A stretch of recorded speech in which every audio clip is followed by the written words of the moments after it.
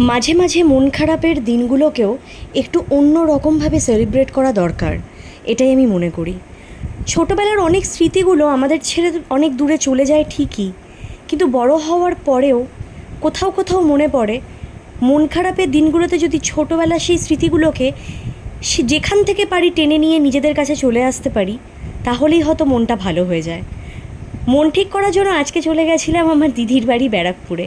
কিছুদিন আগেই যেখানকার ব্লগ তোমাদের সাথে শেয়ার করেছিলাম সেখানেই। হ্যাঁ, আজকে আমি একাই যাচ্ছি, কারণ আমাদেরও মাঝে মাঝে একা সময় কাটানোর খুব দরকার। দিদির বাড়িতে যাওয়া মানে, ওর সাথে থাকা মানে তোমার মনটা অটোমেটিক্যালি ভালো হয়ে যেতে বাধ্য। হ্যাঁ, হয়তো আমার নিজের মায়ের পেটের বোন নয়, কিন্তু মাসির মেয়ে তো। আমি যাওয়ার পরেই কত কিছু শুরু করে দেয়, মুখের সামনে এনে খাবার তুলে দেয়। এই কাজটা একমাত্র একজনই করেছিল, সেটা আমার মা, এখনও অবধি করে। সেটা তো তোমরা ব্লগে দেখতেই পাও। আমি যাওয়ার সাথে সাথেই লুচি, তরকারি, আরও বিভিন্ন জিনিস আমার ভেজ হওয়ার জন্য মানডেতে পনির, এটা ওটা করে করে খাওয়াচ্ছিল। স্বার্থপর পৃথিবীতে কিছু নিঃস্বার্থ মানুষজনের এই ভালোবাসাগুলো সারা জীবন মনে থাকে।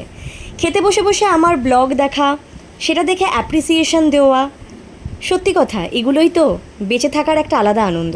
এই যে তন্ময়দা বসে বসে আম খাচ্ছে আর আঙ্গুল চাটছে, এই মানুষটা আমি যাওয়ার পর থেকে চেষ্টা করে আমার মন ভালো রাখার।